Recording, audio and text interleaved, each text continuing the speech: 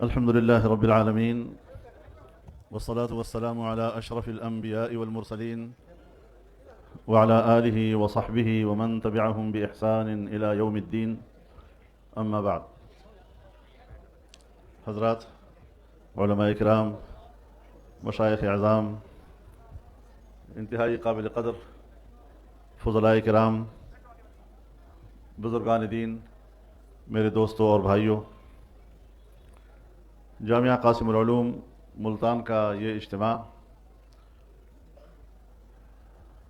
اپنے فضلاء کی دستار بندی کے لیے منعقد ہوا ہے. ظاہر ہے جس نے دین کا علم حاصل کیا وہ خود بھی اور ان کے والدین بھی، اس کا خاندان بھی زندگی کے کسی خوشی کو اس خوشی کے برابر نہیں سمجھتے. میں ذاتی طور پر آپ کے ساتھ اس خوشی میں اس طرح شریک ہوں کہ میرا بھتیجا بھی قاسم العلوم سے اس سال فارغ ہو رہا ہے. اللہ تعالیٰ ان کے اور آپ سب کے علم و عمل میں برکت نصیب فرمائے. حضرت شیخ الاسلام مولانا مفتی محمد تقی صاحب دامت برکاتہم العالیہ کی گفتگو آپ نے سنی. ان کی باتیں اہل علم کے لیے ایک درس تھا. جناب نبی کریم صلی اللہ علیہ وسلم کا ارشاد ہے، انما بعثت معلما، میں ایک استاد بنا کر بھیجا گیا ہوں. اور پھر آپ ہی نے فرمایا صلی اللہ علیہ وسلم، بعثت لأتمم مکارم الاخلاق، میں اچھے اخلاق کی تکمیل کے لیے بھیجا گیا ہوں. تو ایک حیثیت میں آپ معلم تھے اور دوسری حیثیت میں آپ مربی تھے. اور دین اسلام علم و عمل کا نام ہے. علم ہو اور عمل نہ ہو تو اس علم کی مثال ایک کھوٹے سکے کی ہے. جیب میں وہ بوجھ ہے لیکن بازار میں کسی سودا سلف کے قابل نہیں. کوئی قیمت اس کی مارکیٹ میں نہیں ہوتی. تو ہمارے حضرات نے اور ہمارے اکابر نے جو مدارس قائم کیے اس میں علم دین کا انتظام بھی تھا اور وہ اس علم کے عملی نمونہ بھی تھے. میں نے اپنے بزرگوں سے سنا، جس خانقاہ سے ہمارا تعلق ہے، جب دارالعلوم دیوبند کا نام آیا تو ہماری خانقاہ اس سے ناواقف تھی. اس خانقاہ میں درس کا ایک نظام ہوتا تھا، بڑے بڑے جید علماء کرام وہاں پڑھاتے تھے. تو ایک دو علماء کو جو وہاں استاد تھے ان کو بھیجا دارالعلوم دیوبند کہ ایسا ایک مدرسے کا نام ہم نے سنا ہے، ذرا معلوم کر لو یہ کیا مدرسہ ہے، وہاں کیا پڑھایا جاتا ہے، ان کے خیالات و افکار کیا ہیں، کس قسم کے لوگ ہیں. تو وہ علماء وہاں گئے اور 2-3 مہینے وہاں رہے اور ان کے دروس میں جا کر بیٹھے، ان کو سنا، ان کو دیکھا، ان کے شب و روز کو دیکھا، اس کا مشاہدہ کیا. اور جب واپس تشریف لائے تو رپورٹ دی کہ علم دین کے حوالے سے پورے کرۂ ارض پر ان سے بڑے علماء موجود نہیں ہیں. یہ ایک بات کی. اور دوسری بات یہ کی کہ پورے کرۂ ارض پر ان سے زیادہ متبع سنت کسی کو نہیں دیکھا. آج ہم جس علمی درسگاہ میں بیٹھے ہیں، سن 1946 میں کچہری روڈ کے قاسم العلوم کا افتتاح باقاعدہ طور پر حضرت شیخ الاسلام مولانا حسین احمد مدنی نے کیا تھا. اور 1950 میں حضرت والد صاحب رحمہ اللہ قاسم العلوم میں آئے. اور ساری زندگی پھر یہاں پر گزاری پڑھاتے پڑھاتے. سیاسی مصروفیات نے یقیناً ان کے اس تعلیمی سلسلے کو متاثر کیا، لیکن جب بھی وقت ملا کتاب اٹھا کے درسگاہ پہنچ جاتے تھے. تو بنیادی چیز تعلیم ہے اور تربیت ہے. ہمارے مدارس نے جس طرح کی تعلیم دی اس طرح کا لباس بھی دیا، سنت کے مطابق لباس، سنت کے مطابق زندگی، تاکہ جو علم اس کے سینے میں ہے ظاہر میں بھی وہی نظر آئے. اب لوگوں نے پتہ نہیں کیا کیا نام دے دیے اس مولوی صاحب کی قسمت میں. بس ہر طرف سے آوازیں ہیں، ان پر کسے جا رہے ہیں. لیکن دنیا بھی یہ جان گئی ہے کہ ہم بھی بڑے ڈھیٹ ہیں.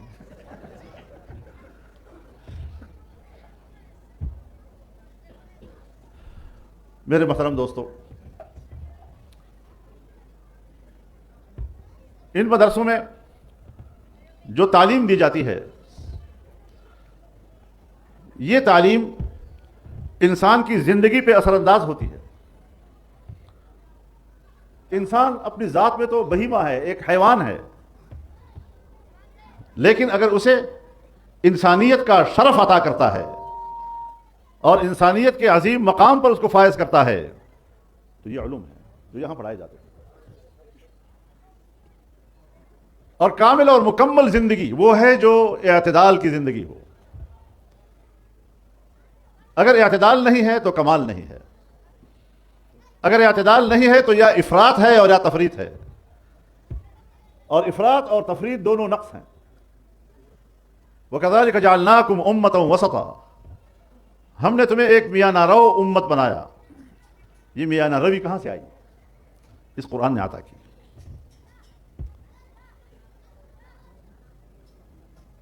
اب ہمیں کہا جاتا ہے کہ تم انتہا پسند ہو، تمہارے اندر شدت ہے، تم معاشرے سے کٹے ہوئے لوگ ہو، مدرسوں سے شدت پسندی اٹھتی ہے.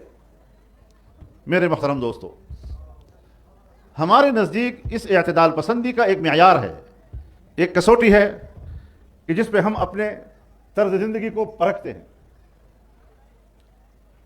اور وہ ہے صحابہ کرام رضوان اللہ تعالی علیہم اجمعین کی زندگی.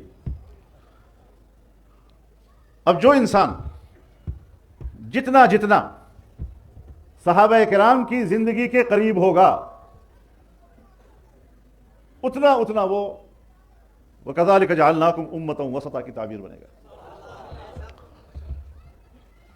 اور جتنا جتنا صحابہ کرام کی زندگی سے وہ دور ہوگا اتنا اتنا وہ اعتدال سے دور اور افراط و تفریط کا شکار ہوگا. یہ علم جب نہ تھا، جناب رسول اللہ صلی اللہ علیہ وسلم مبعوث نہیں ہوئے تھے، اس شریعت کی رہنمائی حاصل نہ تھی، تو اس زمانے کو ہم زمانہ جاہلیت سے تعبیر کرتے ہیں. حالانکہ دنیاوی فنون تو اس وقت بھی تھے،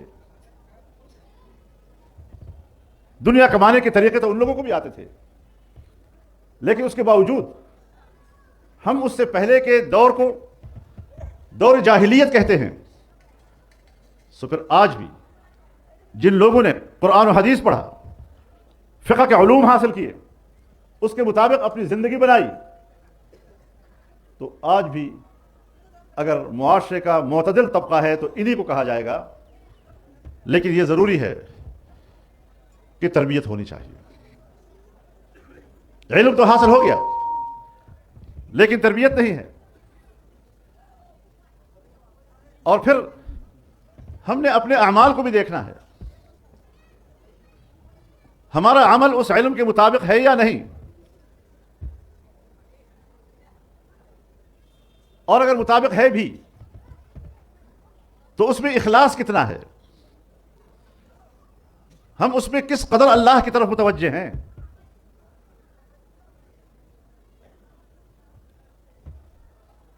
میرے محترم دوستو، اللہ رب العزت فرماتے ہیں فَمَنْ كَانَ يَرْجُو لِقَاءَ رَبِّهِ فَلْيَعْمَلْ عَمَلًا صَالِحًا. جو اللہ سے ملاقات اور اس کا سامنا کرنے کی خواہش رکھتا ہے، اس سے محبت کی خواہش رکھتا ہے، فَلْيَعْمَلْ عَمَلًا صَالِحًا۔ عام طور پر تو اللہ رب العزت کی عادت یہ ہے کہ پہلے توحید کی بات کرتا ہے، شرک سے روکتا ہے، ایک اللہ کی اطاعت کی بات کرتا ہے، پھر اس کے بعد عمل صالح کی بات کرتا ہے۔ لیکن یہاں پر تو اللہ تعالیٰ نے عمل صالح کا ذکر پہلے کیا اور شرک کی نفی بعد میں کی۔ اس شرک سے کیا مراد ہے؟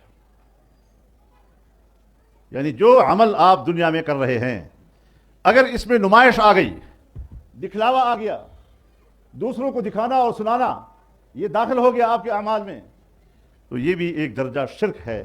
اور یہاں پر جو فمن كان يرجو لقاء ربه فليعمل عملا صالحا ولا يشرك بعبادة ربه احدا، اس لا يشرک سے مراد یہ کہ نمائش بھی مت کرو کہ اللہ کے ساتھ یہ بھی ایک شریک کرنے کی کوشش ہے۔ تو میرے محترم دوستو، آج ایک بار پھر ان مدارس کے بقا کا سوال پیدا ہو گیا ہے۔ عالمی اسٹیبلشمنٹ ہو یا ہماری داخلی، مدرسے کے خلاف ان کی سوچ میں، ان کی پالیسیوں میں تسلسل ہے۔ حکمران گزرتے ہیں، ان کے درمیان اقتدار کی جنگ تو ہوتی ہے، لیکن پالیسیوں کا تسلسل اگر برقرار ہے تو ہمیں تمہارے اقتدار کی جنگ میں کیا دلچسپی ہے؟ قانون سازیاں غلط کرتے ہو۔ اب ایک قانون سازی پچھلے سال ہوئی تھی اکتوبر میں، ایک مہینہ ایک ہفتہ مذاکرات رہے، اور ان مذاکرات میں اس ترمیم پر اتفاق ہوا۔ ہم نے کیا کامیابیاں حاصل کی اس میں دسمبر 2027 تک، 31 دسمبر 2027 تک سودی نظام ختم کر دیا جائے گا۔ وفاقی شرعی عدالت کو طاقتور بنایا گیا کہ کس طرح اس کا فیصلہ اب مؤثر ہوگا، اور اگر اس کے فیصلے کے خلاف اپیل ہو گئی 1 سال کے اندر اندر فیصلہ دینا ہوگا، ورنہ وہ فیصلہ خود بخود مؤثر ہو جائے گا۔ اسلامی نظریاتی کونسل کو تقویت دی گئی۔ سن 73 سے لے کر آج تک ایک سفارش بھی بحث کے لیے ایوان میں پیش نہیں ہوئی۔ اب لازم قرار دیا گیا کہ کونسل کی سفارشات باقاعدہ بحث کے لیے پیش کی جائیں گی۔ 1 سال ہو گیا، اب تک ایک سفارش بھی بحث کے لیے پیش نہیں کی گئی۔ دینی مدارس کے رجسٹریشن کے لیے 1860 کے سوسائٹی ایکٹ کے تحت اس کے رجسٹریشن کا قانون بنایا گیا۔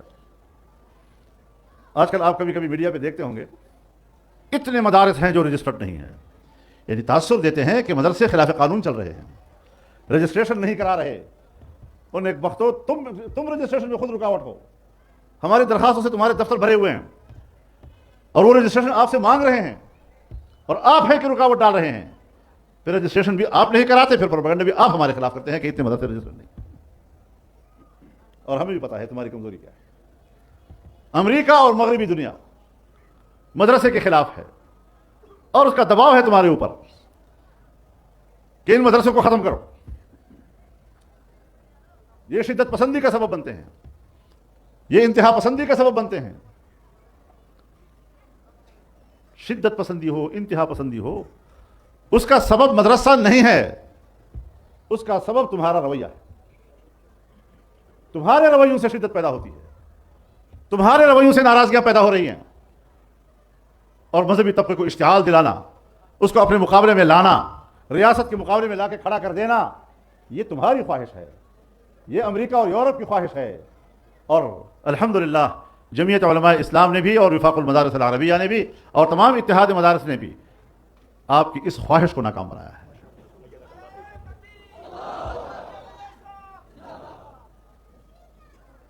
قرآن ہم پڑھاتے ہیں، ہمیں پتا ہے کہ قرآن کا تقاضا کیا ہے۔ اس کا تقاضا اعتدال کی زندگی ہے، اس کا تقاضا اشتعال نہیں ہے، اس کا تقاضا خون ریزی نہیں ہے۔ تو جیسے کہ مولانا تقی عثمانی صاحب نے فرمایا کہ اس عمل سے ہمیں نفرت ہے، اگر کوئی کرتا ہے مدارس اس کے ذمہ دار نہیں ہے، علماء نہیں ہے، ہم متفق ہیں اس بات پر کہ ریاست کے خلاف ہتھیار نہ اٹھایا جائے، لیکن ریاست بھی تو بندے دا پتر بنے نا. میں نے تو بندے دا پتر کہا ہے، وہ تو مونس نہیں ہے، ریاست مونس ہوتی ہے.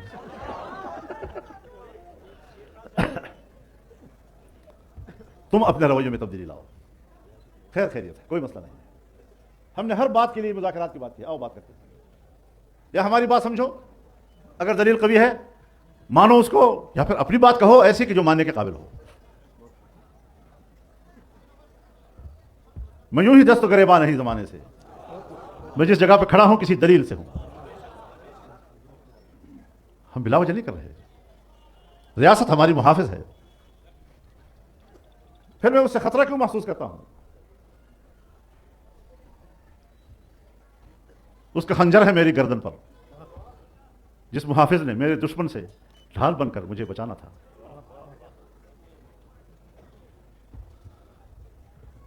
ہم ریاست سے توقع رکھتے ہیں کہ وہ اعتدال کی طرف آئیں. مدرسوں کے خلاف انتہا پسند تم ہو، مدرسہ آپ کے خلاف انتہا پسند نہیں ہے. مدرسوں کے خلاف تمہارے رویے غلط ہیں،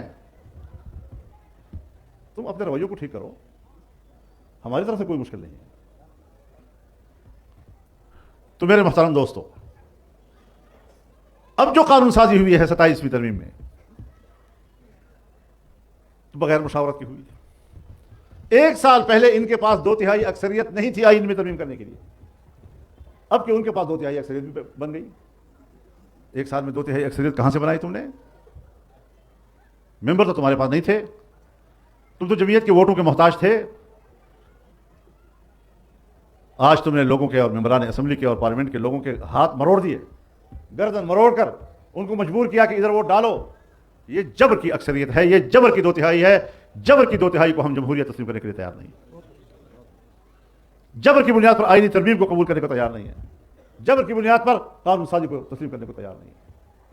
سو اب انہوں نے جو قانون سازی کی ہے، 18 سال سے کم عمر نکاح نہیں کر سکتا، اور اگر نکاح کرے گا تو اس کو جنسی زیادتی قرار دیا جائے گا، اور یہاں تک کہ اس کو زنا بالجبر کہا جائے گا. اور کسی زمانے میں انہوں نے قانون پاس کیا تھا آئین میں ترمیم کر کے حقوق نسواں کے نام سے، جس میں انہوں نے زنا کے لیے راستے کھولے تھے. اب اس اسلامی جمہوریہ اور اس حکمرانوں پر ہم کیا کہیں؟ افسوس ہوتا ہے کہ اسلامی جمہوریہ کا حکمران وہ زنا کے لیے تو آسانیاں پیدا کرتا ہے، لیکن حق حلال نکاح کے لیے مشکلات پیدا کرتا ہے. اور پھر کہتا ہے اگر یہ جرم کر بھی لیا، 18 سال سے پہلے نکاح ہو گیا، اب وہ نکاح جنسی زیادتی بھی کہلائے گی، زنا بالجبر کا بھی کہلائے گا، لیکن اگر اس سے اولاد ہو گئی تو اولاد جائز کہلائے گی،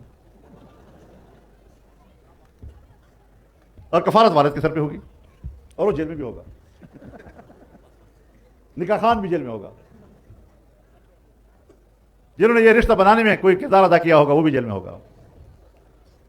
ایک اسلامی ریاست میں اس طرح کے قانون سازی، وقف املاک کے حوالے سے ایک تجویز ہے ان کی، ایک قانون لانے کی. تو جب میں نے وزیر اعظم سے کہا کہ صاحب یہ قانون بالکل خلاف شریعت ہے. اچھا یہ خلاف شریعت ہے؟ میں نے کہا خلاف شریعت نہیں، یہ بین الاقوامی ایجنڈا ہے جس کے تحت آپ کر رہے ہیں. کہا نہیں ایسی بات تو نہیں ہے. اور میں نے کہا پرسوں انڈیا کے پارلیمنٹ میں یہ قانون پیش ہوا ہے، تمہارے قانون اور اس قانون میں کچھ فرق نہیں ہے سوائے اس کے کہ وہاں پر آل انڈیا لکھا ہوا ہے، یہاں پر پاکستان لکھا ہوا ہے. پوری عبارت اس قانون کی اور آپ کے قانون کی ایک جیسی ہے. تو وہاں پر بھی جو علماء ہیں وہ اس پہ تنقید کر رہے ہیں کہ وقف املاک کے بارے میں آپ یہ قانون پاس نہیں کر سکتے. تو وہاں کی حکومت اگر زبردستی جبر کرتی ہے، وہ تو سیکولر اسٹیٹ ہے. ہم جو اسلامی قانون کے پابند ہیں وہ کیا جرم کر رہے ہیں، کیوں ایسا کر رہے ہیں؟ انہوں نے اسمبلی میں اقلیتوں کے لیے ایک کمیشن بنانے کا قانون لایا. وہ بڑا لمبا چوڑا قانون ہے، اور یہ اسمبلی میں نہیں تھا، یہ پارلیمنٹ میں تھا، یعنی مشترکہ اجلاس میں تھا. اب ہمیں پتہ نہیں ایجنڈا کیا ہے، رات تک ایجنڈے کا پتہ نہیں تھا. صبح پھر میں نے پتہ کیا کہ بھائی کوئی ایجنڈا ہے اس کا، کہاں ہے، کیا ہے اس کے اندر. انہوں نے کہا بڑے خطرناک قانون ہے اس کے اندر، کہ اس کمیشن کے جو قوانین ہیں اس میں شق نمبر 35 ہے، اور شق نمبر 35 میں کہا گیا ہے کہ اس کو تمام قوانین پر بالادستی ہوگی. تو میں بھی بر وقت پہنچ گیا, ہمارے ساتھی بھی پہنچ گئے تھے تو ہم تھوڑے سے, لیکن اسمبلی کا اجلاس شروع ہوتی ہی ہم نے سوال اٹھا لیا کہ اگر یہ قانون بالادست ہو تو باقی تو ہوگا سو ہوگا, یہ جو قادیانیوں کے خلاف قانون سازی ہوئی ہے وہ تو اس کا فائدہ اٹھائیں گے اور کہیں گے کہ آپ کی اسٹیٹ ہمیں کافر کہتی ہے, اور کافروں کے لیے جو کمیشن بنایا گیا ہے اس کمیشن کے قوانین سب پر جو ہے بالادست ہیں, لہٰذا اس قوانین کو غیر مؤثر کر دیا جائے جو قادیانیوں کے خلاف بنے, اس کا فائدہ اٹھائیں گے. جب ہم نے یہ سوال اٹھا لیا اور وہ لاجواب تھے تو ہماری بڑی اپوزیشن تو پی ٹی آئی ہے, تو وہ سب کھڑے ہو گئے اور نعرے لگانے شروع کر دیے, حرمت رسول پر جان بھی قربان. میں نے کہا اب آئی اللہ کی مدد, اور ان کو واپس لینا پڑا. حضرت یہاں تک اس کمیشن کو اختیار دیا گیا تھا کہ یہ کسی بھی مسئلے کا از خود نوٹس لے سکے گا, از خود نوٹس سو موٹو کر سکے گا. وہ اللہ کے بندو, ابھی تو آپ نے پرسوں 327ویں ترمیم پاس کی ہے اور تم نے سپریم کورٹ کے از خود نوٹس کا اختیار سلب کر دیا ہے, تو پرسوں تم نے سپریم کورٹ کے اختیار کو ختم کیا ہے اور آج ایک کمیشن کو آپ یہ اختیار دے رہے ہیں. تو عقل بھی تمہاری اپنی جگہ پر تھی, بس انہوں نے کہا ہم واپس کرتے ہیں. تو 35 ایکٹ بھی ختم ہو گیا اور یہ جو سو موٹو والا تھا یہ بھی ختم ہو گیا. تو یہ ساری صورتحال حضرت اس وقت جس محاذ پہ ہم لڑ رہے ہیں, تو بس آپ حضرات کے سامنے رکھتا ہوں یہ ساری صورتحال کہ اس وقت جمعیت علماء اسلام کی پشت کو مضبوط بنانے کا وقت ہے. سیاسی طور پر طاقتور بننا, یہ مدرسہ یہ شریعت بھی بتاتا ہے, یہ مدرسہ آپ کو طریقت بھی بتاتا ہے, اور یہ مدرسہ اس کا نصاب آپ کو سیاست بھی بتاتا ہے. یہ تینوں چیزیں بر وقت نہ ہوں تو پھر انسان نامکمل رہ جاتا ہے. اب سیاست کا شعبہ ہم نے دین سے نکال دیا ہے, جیسے یہ دین کا حصہ ہی نہ ہو. اور رسول اللہ صلی اللہ علیہ وسلم فرماتے ہیں کہ بنی اسرائیل کی سیاست انبیاء کیا کرتے تھے. کل ما ہلک نبی خلفہ آخر ولا نبی بعدی, ایک نبی جاتا تھا دوسرا سیاسی نظام سنبھالتا تھا, اور میں آخری نبی ہوں, سیاسی نظام اب میرے ہاتھ میں ہے. وسیکون بعدی خلفاء, میرے بعد خلفاء آئیں گے, نبی نہیں آئے گا. اب اس اعتبار سے جو ہم آپس میں مولوی صاحبان بھی, یہ ختم نبوت کا مسئلہ بالکل غیر سیاسی مسئلہ ہے, سیاست سے بالا تر ہے, آؤ ختم نبوت کے مسئلے پہ اکٹھے ہو جائیں. بھائی آپ ضرور یہ بات کریں, ہمیں آپ کی اس بات سے اختلاف نہیں ہے, لیکن رسول اللہ صلی اللہ علیہ وسلم نے لا نبی بعدی سیاست کے ذہن میں فرمایا, اور پھر انبیاء کا عمل بتلایا. اور آپ حضرات ہیں جو روزانہ پڑھاتے ہیں العلماء ورثۃ الانبیاء, علماء انبیاء کے وارث ہیں. ان الانبیاء لم یورثوا دینارا ولا درہما بل ورثوا العلم. تو جو انبیاء کے ہم وارث ہیں اور ان کی ذمہ داری سیاسی تھی, ملک کا تدبیر و انتظام تھا, لوگوں کے حقوق کا تحفظ تھا, امن کا قیام تھا, معاشی خوشحالی تھی, تو پھر ہم نے اس کو اپنی زندگی سے کیوں باہر کر دیا؟ اس محاذ پر ہم انبیاء کے وارث کیوں نہیں بن رہے؟ پھر ہمارے ہی اکابر ہمیں پڑھاتے ہیں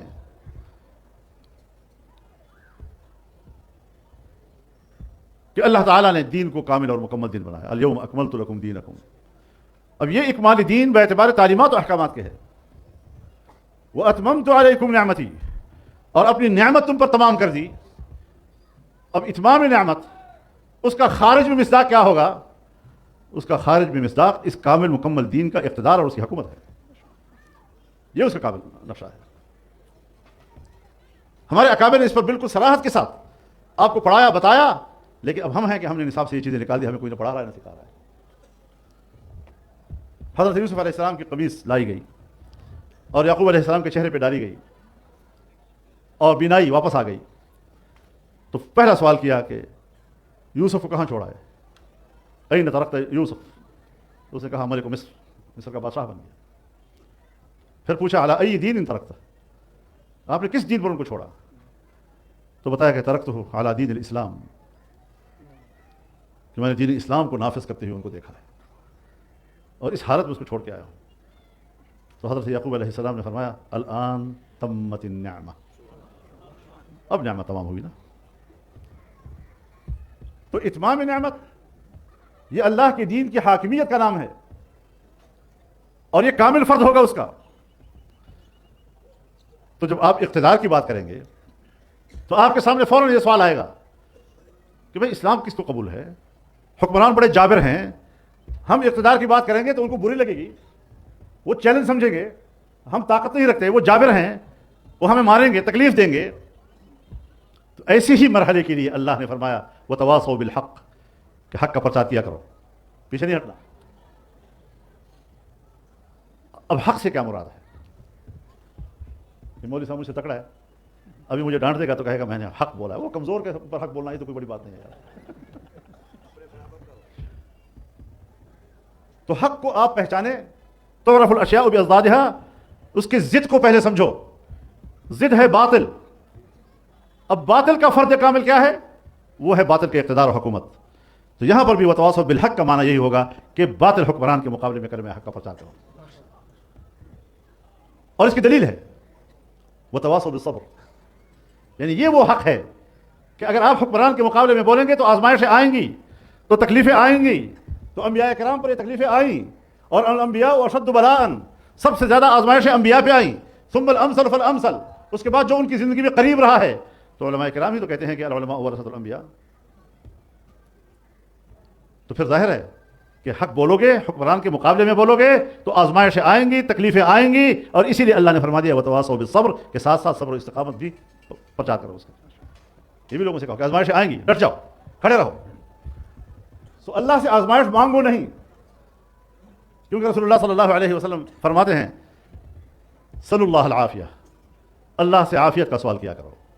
ولا تتمنوا لقاء العدو، اور دشمن کا سامنا کرنے کی تمنا نہ کیا کرو، لیکن اذا لقیتم فاثبتوا، بس اگر مقدر ہے آمنا سامنا ہو گیا اب ڈٹ جاؤ۔ فإن الجنة تحت ظلال السيوف۔ سو اس اعتبار سے آج یہ فضلاء کرام مدارس سے فارغ ہونے کے بعد ان کی کیا ذمہ داریاں ہیں؟ یہ رسول اللہ صلی اللہ علیہ وسلم کی امت ہے۔ کیا صحابہ کرام گھروں میں بیٹھے رہے؟ کنتم خیر امت اخرجت للناس تأمرون بالمعروف وتنہون عن المنکر۔ اس کے لیے تو میدان میں پھر نکلنا ہوگا۔ اور آج ہم جس کو عالم اسلام کہتے ہیں اس کی حدود وہی ہیں جہاں تک صحابہ کرام پہنچے تھے۔ ہم نے کمی تو کی ہوگی لیکن اضافہ نہیں کیا۔ اس پہلو پہ غور کرنا ہے۔